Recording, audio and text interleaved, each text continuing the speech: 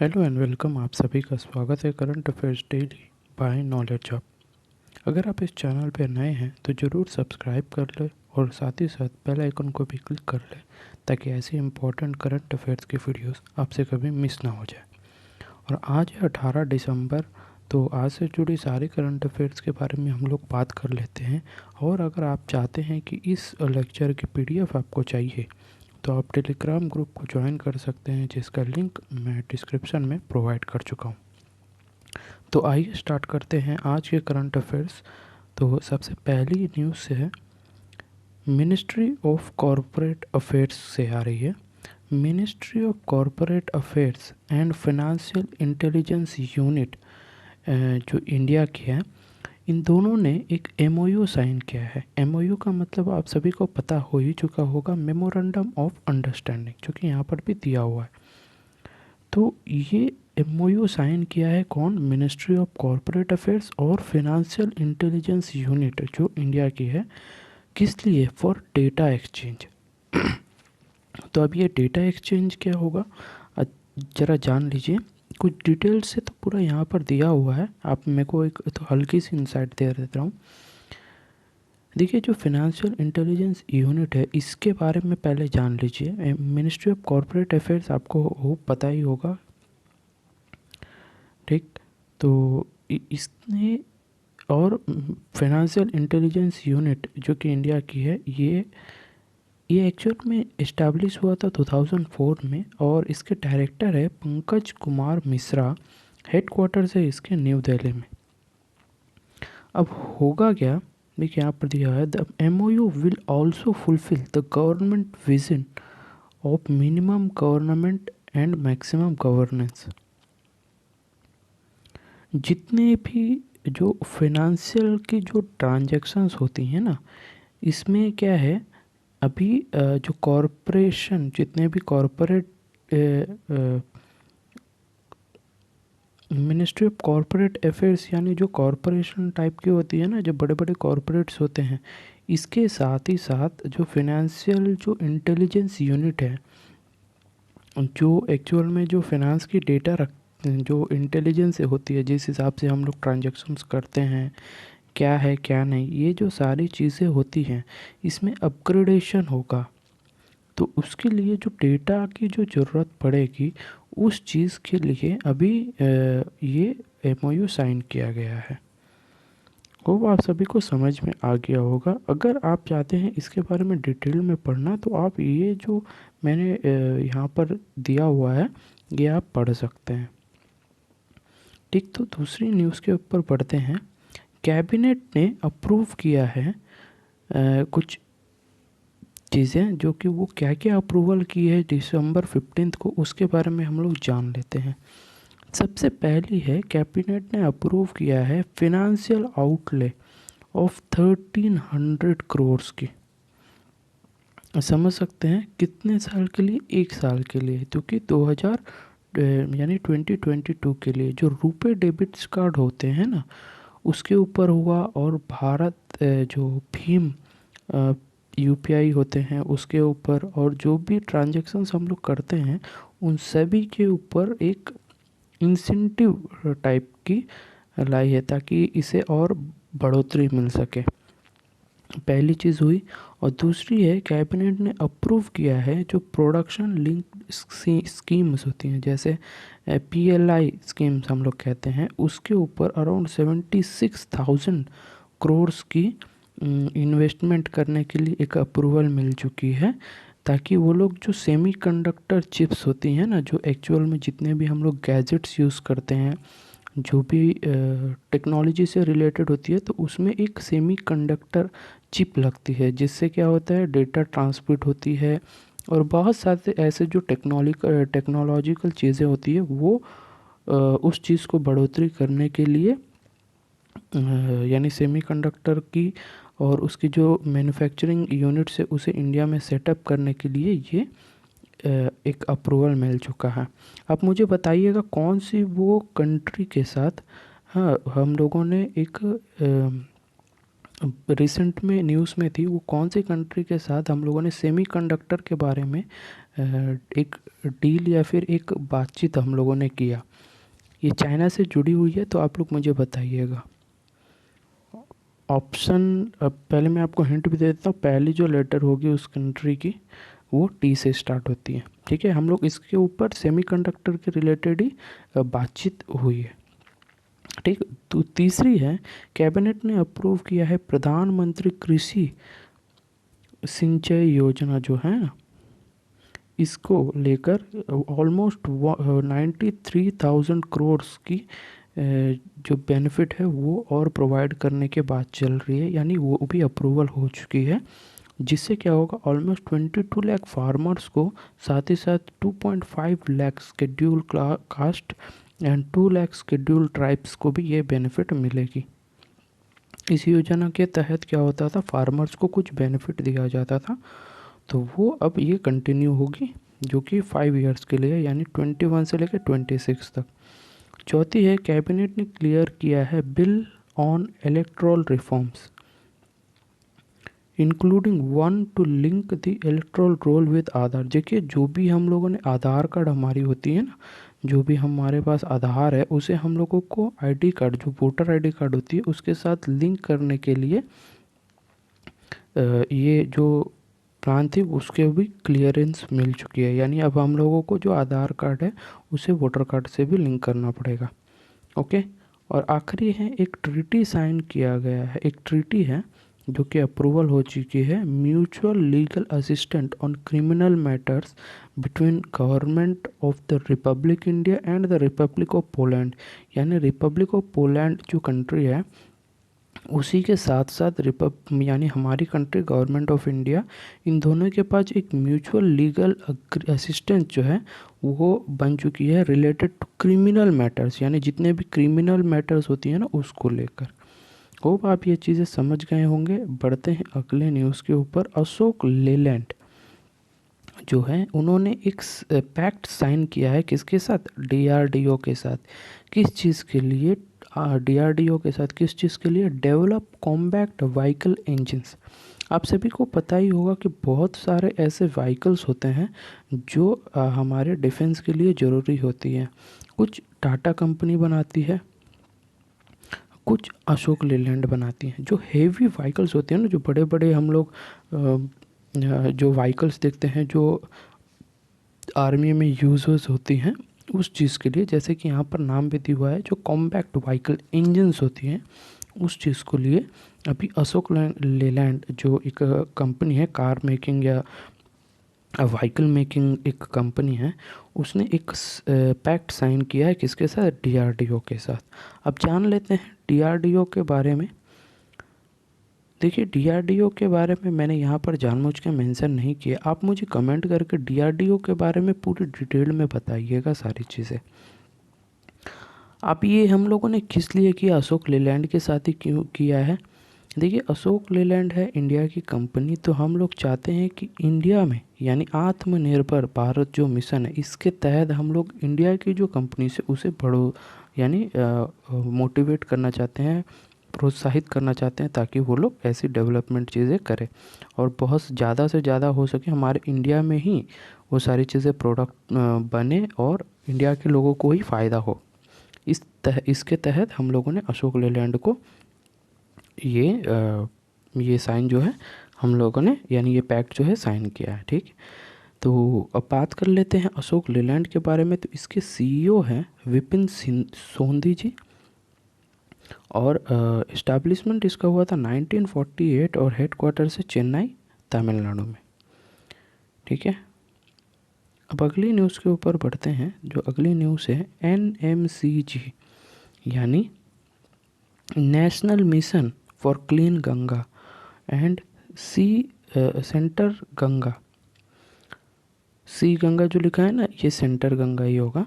इन दोनों ने ऑर्गेनाइज किया है 6th Indian water impact summit in hybrid mode. MOU एक लिंक्ड, यानी इसके साथ एक एमओयू भी लिंक हुआ है। तो बात कर लेते हैं इसके बारे में डिटेल में। तो क्या हुआ है, एनएमसीजी यानी national mission for clean Ganga इन्होंने और सी गंगा इन दोनों ने मिलकर 6th Indian water impact summit आयोजित किया है हाइब्रिड मोड का। इसमें क्या होगा, ये 5 दिन की एक इवेंट है जिसमें जो बड़े बड़े जो टेक्नोलॉजिकल इंस्टीट्यूट होते हैं ना, वो लोग यहाँ पर मीटिंग करेंगे या फिर यानी वो लोग मिलेंगे आपस में, ताकि जो गंगा क्लीनिंग के जो प्रोसेस है उसमें कुछ आइडिया या फिर कुछ जो इम्प्रूवमेंट चीज़ें हो जो ज़रूरत होती है उसे हम लोग आयोजित करके गंगा क्लीनिंग जो प्रोसेस है उसमें हम लोग फास्ट यानी जल्दी तरीके से हम लोगों को ये सारी चीज़ें गंगा को क्लीन करना पड़ेगा। तो इस बार ये सिक्स्थ है, तो आपको जानना है जो कि 2021 की है, तो आपको जानना है कि इस बार की थीम क्या है। थीम है river resources allocation planning and management of regional level at the regional level. ठीक है, अब ये जो गंगा क्लीनिंग मिशन है ये सारी चीज़ें कौन से मिनिस्ट्री के अंदर आती है, मिनिस्ट्री ऑफ जल शक्ति। तो यूनियन मिनिस्टर है उसका गजेंद्र सिंह शेखावत, और मिनिस्ट्री ऑफ स्टेट की बात करें तो प्रहलाद सिंह पटेल और विश्वेश्वर तुडू। ओके, तो ये चीज़ आपको समझ में आ चुकी होगी। और एक सवाल आपको पूछा जा सकता है यहाँ से, जो क्लीन गंगा या फिर जो गंगा क्लीन जो मिशन है इसको स्टार्ट कब किया गया था, यानी कौन से ईयर में इसे स्टार्ट किया गया था। तो वो आप गूगल करिए, आपको समझ में आ जाएगा, यानी पता चल जाएगा। आप मुझे वो उसके बारे में कमेंट करके बता सकते हैं। अगली न्यूज़ के बारे में हम लोग बढ़ते हैं आगे, जिसमें इंडिया ने होस्ट करेगा 8th इंडियन ओशन डायलॉग, जो कि दिसंबर 15 को हुई थी। अब इसमें क्या होगा, इंडिया होस्ट करेगी इंडियन ओशन डायलॉग। तो इसमें क्या होगा, जो इंडियन ओशन की जो रीजन में जो भी कंट्रीज आती हैं उन सभी को मिलकर एक आपस में एक मीटिंग टाइप होती है। तो इस बार ये इंडिया होस्ट किया है। ओके, तो ये चीज़ें आपको समझ में आ गया। इसमें क्या होता है कि एक्सटर्नल अफेयर्स मिनिस्टर जो होते हैं वो मिलते हैं सभी ये जो कंट्रीज़ हैं इसके साथ। अब इसमें कौन कौन सी कंट्रीज़ आती है स्पेशली, जैसे कि श्रीलंका हुई, मालदीव्स हुआ, मॉरिशस हुआ, और कुछ कंट्रीज है, ये सारे मिलकर इसमें मीटिंग करते हैं। ओके, तो ये थी इसमें न्यूज़। अब आपको जानना है कि जो इंडियन ओशन रिम एसोसिएशन इसके बारे में क्या क्या है, तो आप यहाँ पर डिटेल्ड में पढ़ सकते हैं। इसका इस्टेब्लिशमेंट 1995 में हुआ था, जो कि बाद में यानी एक नॉर्मली हुआ था। फॉर्मली इसे लॉन्च किया गया था 1997 को। इसकी हेड क्वार्टर्स की बात करें तो एबेने मॉरिशस में है, और इसमें ऑलमोस्ट 23 स्टेट्स जो कि इंडियन ओशन की जो बॉर्डर कंट्रीज है ना उससे अटैच यानी मिली जुली होती है। जैसे बांग्लादेश भी है जो उससे टच होती है इंडियन ओशन के साथ, बे ऑफ बंगाल में यहाँ पर टच हो जाती है। तो जैसे ये टोटल 23 स्टेट्स हैं, ये मिलकर ये हो गया। तो अगली न्यूज़ में बढ़ते हैं, जो कि है HAL ने साइन किया है biggest order of 2400 crore of with BEL। आपको BEL का मतलब पता ही होगा, फॉर LCA फाइटर्स। अब ये यहाँ पर देखिए HAL का मतलब आपको पता चल गया होगा कि यह है हिंदुस्तान एरोनॉटिक्स लिमिटेड। इन्होंने सबसे बड़ी ऑर्डर 2400 करोड़ की एक ऑर्डर जो है वो उनको मिला है, जो कि BEL यानी Bharat electronics limited for LCA light combat aircraft, जो फाइटर जेट्स होते हैं ना, इसको डेवलप करने का एक ऑर्डर मिला है। ठीक है, तो ये जो लाइट कॉम्बैक्ट फाइटर क्राफ्ट जो है, अभी एयरक्राफ्ट जो है वो कौन से मॉडल की है, तो कि 83 तेजस MK1A जो फाइटर एयरक्राफ्ट है इस चीज़ के लिए है। अब ये जो ऑर्डर मिला है ये 5 साल के कॉन्ट्रैक्ट के मतलब कॉन्ट्रैक्ट हुआ है, जिसमें 23 से लेकर 28 के अंदर इसे आपको बनाना पड़ेगा। और ये आत्मनिर्भर भारत जो कैंपेन चल रहा था, इसके तहत अभी हमारे इंडिया के कंपनी HAL को ये ऑर्डर मिला है। ठीक है, HAL के बारे में आपको जानना है तो आर माधवन इनके चेयरमैन और MD है। हेडक्वार्टर्स है इसका बेंगलुरु कर्नाटका में। कुछ की पॉइंट्स हैं यहाँ पर आप देख सकते हैं। ओके, तो ये थी न्यूज़। अगली न्यूज़ के बारे में पढ़ते हैं, जिसमें है EAC यानी इकोनॉमिक एडवाइजरी काउंसिल, जो कि प्राइम मिनिस्टर के हैं। उन्होंने रिलीज़ किया है एक report on state of foundation literacy and numeracy in India. ये न्यूज़ इतनी इम्पोर्टेंट नहीं है, बट आपको जान लेना है कि जो इकोनॉमिक एडवाइजरी काउंसिल है जो प्राइम मिनिस्टर के हैं, इसके चेयरमैन की बात करें डॉक्टर बिबेक त्रिपुरोय जी हैं, और मेंबर सेक्रेटरी बात करें तो रतन P वाताल, और हेडक्वार्टर्स है न्यू दिल्ली में। देखिए ये न्यूज़ उतनी इम्पोर्टेंट है नहीं, लेकिन जानना ज़रूरी था, इसलिए मैंने इसको ऐड किया है। अगला है इंडिया एंड वियतनाम, इन दोनों ने साइन किया है LOI यानी लेटर ऑफ इंटेंट। किस लिए? एस्टाब्लिशमेंट ही समझ लीजिए आप, पार्टनरशिप इन डिजिटल मीडिया। जो कि डिजिटल मीडिया होती है, जैसे आप सभी को पता चल गया होगा, जो फेसबुक, व्हाट्सएप हुआ, ट्विटर हुआ, ये सारी क्या है, डिजिटल मीडिया की फॉर्म्स है। ये सारे डिजिटल मीडिया के टाइप्स हैं। तो इस चीज़ के लिए इंडिया और वियतनाम ने एक लेटर ऑफ इंटेंट साइन किया है, ताकि इसके ऊपर कुछ कंट्रोल कर सके। पार्टनरशिप किया है ताकि कुछ यानी उसमें कुछ रूल्स एंड रेगुलेशंस डाला जाए। समझ गए? देखिए बहुत सारे लोग क्या करते हैं ना, अलग अलग कंटेंट डाल दिया करते हैं, कुछ अच्छी होती है कुछ बुरी होती है, यानी इसके ऊपर एक प्रॉपर कोड नहीं है, कुछ एथिक्स नहीं होती है लोगों को, जो कुछ ना कुछ बोल दिया जाता है। तो इन सारी चीज़ों को एक सिस्टमेटिक वे में लाने के लिए ये पार्टनरशिप किया है। ओके, तो बाकी मैंने तो सिंपल में बता दिया, बाकी आपको डिटेल में ये पढ़ सकते हैं। देखिए लास्ट ईयर आपको पता ही होगा कि एक कोड आया था ministry of electronics and information technology के द्वारा, एक कोड लाया गया था, intermediary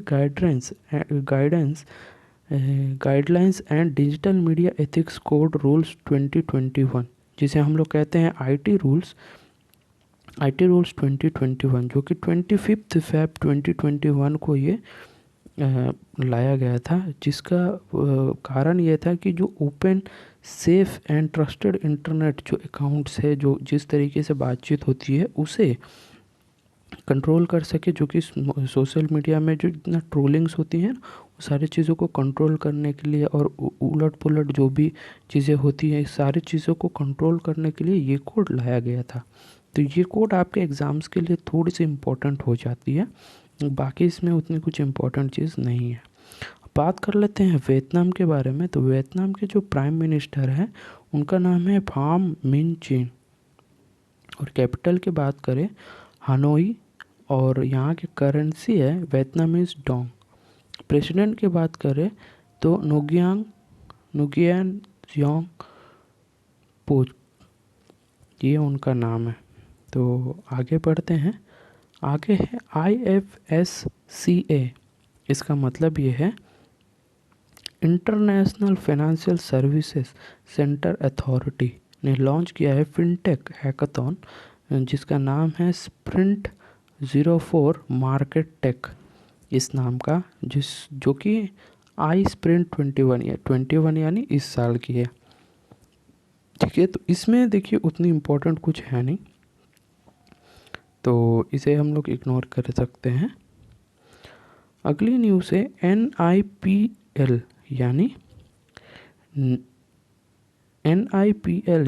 NPCI international payment limited and western union आप सभी को पता ही होगा, जो हमारी यानी बाहरी देश से जो पैसे वैसे आते हैं ना, वेस्टर्न यूनियन के द्वारा मनी को इधर उधर ट्रांसफ़र किया जाता है। तो इन दोनों के बीच एक एमओयू साइन हुआ है। एमओयू यानी memorandum of understanding to enable real time cross border transaction. आप सभी को पता चल ही गया होगा जो एनपीसीआई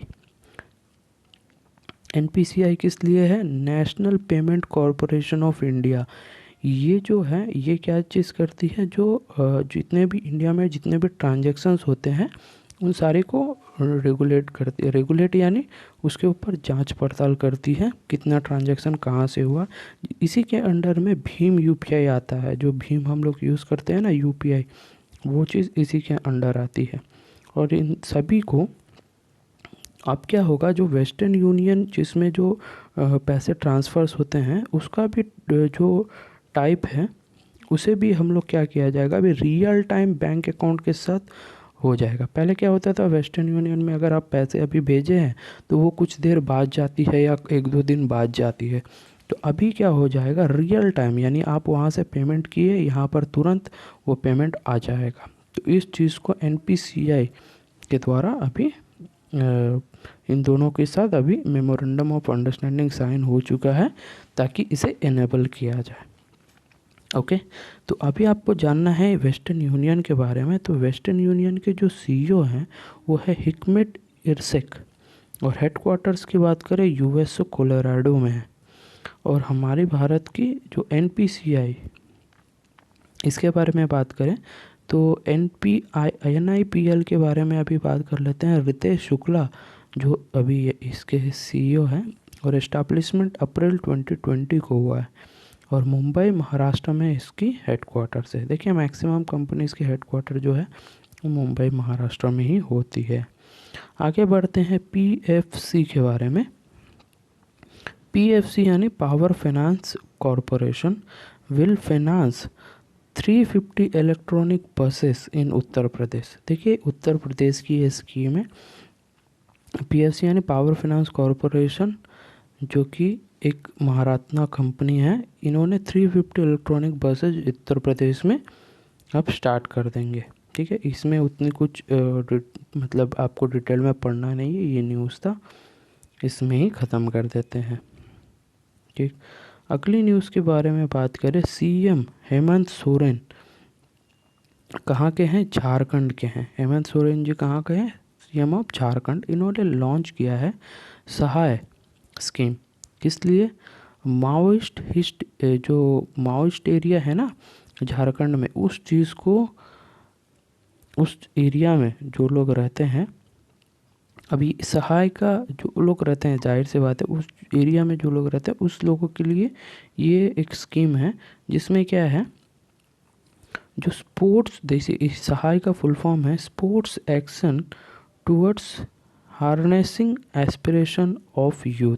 ये है सहाय स्कीम। इसमें क्या होगा, जो भी बच्चे हैं जो चाहते हैं, यंग जो लोग हैं वो लोग अगर चाहते हैं कि स्पोर्ट्स में अपना अपना अच्छी तरीके से योगदान दे या अपने टैलेंट दिखा सके, स्पेशली जो माओइस्ट एरियाज़ होते हैं ना, वहाँ से ये लोगों को लिया जाएगा ताकि अब उनका भी करियर ग्रोथ जो है वो अच्छी हो जाए। तो स्पेशली जो लोग हैं 14 to 19 एज ग्रुप के, जो भी विलेजेस के लेवल है, वार्ड लेवल के हैं, इन लोगों को वहाँ पर कुछ प्लेस होंगे जो, यानी कुछ स्पोर्ट्स होंगे, उसमें उन लोगों को अच्छी परफॉर्मेंस दे तो ये लोग इसी तरह आगे बढ़ जाएंगे। ठीक है, झारखंड की बात करें तो कैपिटल है रांची, गवर्नर रमेश बायस जी है, और सीएम के बारे में तो मैंने बोल दिया, हेमंत सोरेन। ओके, तो अगली है 50th विजय दिवस, जो कि 16 दिसंबर को ऑब्ज़र्व किया गया है। ये हर साल 16 दिसंबर को इसलिए यानी ऑब्ज़र्व किया जाता है, इसी दिन 1971 वॉर जो हुआ था, इंडो पाक जो वॉर हुआ था, उसमें इसी तरह एक घुटने टेक दिए पाकिस्तान की सरकार इंडिया के तरफ,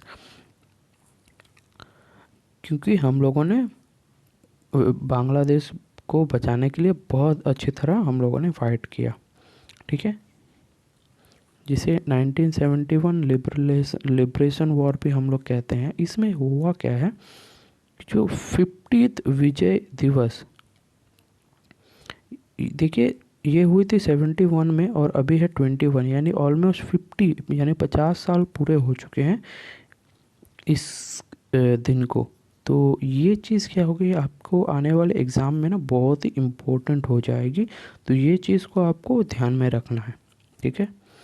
अगला न्यूज़ के बारे में बात करें तो वाइस प्रेसिडेंट ने रिलीज़ किया है एक तेलुगु बुक, टाइटल है उसका गांधी टोपी गवर्नर, जो कि जो लिखा गया है यार्लागड्डा लक्ष्मी प्रसाद। ओके, प्रोनाउंस करने में अगर कोई दिक्कत हो तो यार माफ़ कर देना, कोई आंध्रा से हैं तो वही मैंने बताया। वेंकैया नायडू जो वाइस प्रेसिडेंट है इंडिया के, उन्होंने एक तेलुगु बुक को रिलीज़ किया है जिसका नाम है गांधी टोपी गवर्नर, जो पद्मा अवॉर्डी है यार्लागड्डा लक्ष्मी प्रसाद। ये इंसान ने इस बुक को लिखा है।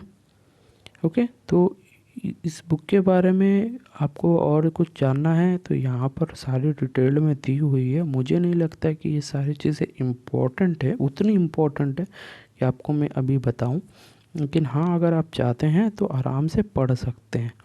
बस एक चीज़ आपको ध्यान में ये रखना है कि ये जो यार्लागड्डा लक्ष्मी प्रसाद, ये जो इंसान है, इनको पद्मश्री से 2003 में इनको लिटरेचर एंड एजुकेशन फील्ड में इनको अवार्ड मिला है, और पद्म भूषण 2016 में इनको दिया गया है इन सेम फील्ड। ओके, इनके कुछ और national award for Hindi book, ऐसे कुछ इम्पोर्टेंट बुक्स को भी दिया हुआ है, तो आप लोग यहाँ से पढ़ सकते हैं। तो अगली न्यूज़ है rewinding of first 25 years of ministry of electronics and information technology book. ये एक बुक है rewinding of first 25 years of ministry of electronics and information technology. ये बुक ऑथर किया हुआ है एस ओब्रॉय, इन्होंने इस बुक को लॉन्च किया है। फादर ऑफ आईटी, जिसका नाम है फारिक चांद कोहली, जो कि फादर ऑफ जो फर्स्ट सीईओ थे टीसीएस के, उसे ही हम लोग फादर ऑफ इंडियन आईटी कहते हैं। तो ये चीज़ एक इम्पॉर्टेंट हो जाती है। उस दिन से लेकर अभी तक 25 years हो चुके हैं ministry of electronics and IT के। तो इसी के ऊपर एक बुक लिखा है एस ओब्रॉय, तो वही है न्यूज़। इसमें उतनी कुछ खास नहीं है, तो इसलिए बढ़ते हैं आगे। जो आर्मी चीफ हैं जनरल नरवणे, इन्होंने चार्ज ले चुके हैं एज चेयरमैन ऑफ COCSC, इसका मतलब है chief of staff committee. Okay, तो इसमें देखिए उतने कुछ इम्पोर्टेंट है नहीं। Army chief general Naravane takes charge as chairman of chief of staff committee. इसमें उतने कुछ ज़्यादा इम्पोर्टेंट कुछ है नहीं। नोट करने वाली बात यहाँ पर देखिए, यहाँ पर कुछ दिया हुआ है। General Bipin Rawat took charge as first CDS of India on 31 December 2019, जिनकी मृत्यु रिसेंटली हुआ है, जो कि एक चेन्नई में एक एक्सीडेंट में उनकी मृत्यु हो गई। तो यही है न्यूज़ इसमें। अगली न्यूज़ के बारे में बढ़ते हैं हम लोग। IMF यानी इंटरनेशनल मॉनेटरी फंड ने अनाउंस किया है ग्लोबल डेब्ट जो रिकॉर्ड है वह 226 ट्रिलियन इन 2020। देखिए ये चीज़ आपको ना कोई एग्ज़ाम में इम्पोर्टेंट नहीं है, बट आपको ये जानना है कि IMF जो इंडियन मॉनेटरी फंड, उन्होंने अनाउंस किया है कौन सी डेब्ट की रिकॉर्ड, ग्लोबल डेब्ट रिकॉर्ड, जो कि 226 ट्रिलियन की है। ओके, तो IMF के बारे में जान लेते हैं। इसके मैनेजिंग डायरेक्टर है क्रिस्टलिना जॉर्जिया, और इस्टेब्लिशमेंट इसका हुआ है 1944 और headquarters Washington DC United states में है और मेंबर्स हैं इनके 190। ओके, अगली न्यूज़ के बारे में बात करें। एसबीआई यानी स्टेट बैंक ऑफ इंडिया और एक एमओयू साइन किया है इंडियन आर्मी के साथ और कुछ बेनिफिट्स दिया जाएगा जो भी वेटरन्स होते हैं, यानी जो रिटायर्ड पर्सनल्स होते हैं ना जो आर्मी में, उसके उनको एक उनकी फैमिलीज़ को अगर उनको कुछ हो जाता है तो उनके फैमिलीज़ के लिए कुछ बेनिफिट्स दिया जाएगा। डिफेंस सैलरी पैकेज स्कीम ऐसे कुछ लॉन्च किया जाएगा जिसमें उन लोगों को कुछ बेनिफिट्स दिया जाएगा। यही है इस स्कीम का मतलब, ठीक है। तो यही है। इंडियन आर्मी में जितने भी लोग होते हैं ना जो रिटायर कर जाते हैं या फिर उनके फैमिलीज़ को या फिर उनको कुछ हो गया, खुदा ना खास्ता कुछ एक्सीडेंट हो गया या फिर कुछ हो गया, डेथ हो गया किसी कारणवश, तो उन फैमिलीज़ को लिए ये डिफेंस सैलरी पैकेज बोलकर एक कुछ दिया जाएगा। तो यही है न्यूज़। कुछ डिटेल्स है यहाँ पर, आप चाहे तो पढ़ सकते हैं आराम से। देखिए यहाँ पर दिया है, it also supports the education of children and marriage of a girl children of a deceased army personnel. यानी अगर उनके कुछ बच्चे हैं तो उनके एजुकेशन के लिए, या फिर एक गर्ल चाइल्ड है तो उनके मैरिज के लिए कुछ बेनिफिट्स दिया जाएगा। तो यही है इसका न्यूज़। अगली न्यूज़ के बारे में बात करें, जो पाइन लैब्स होते हैं। पाइन लैब्स क्या है? ये एक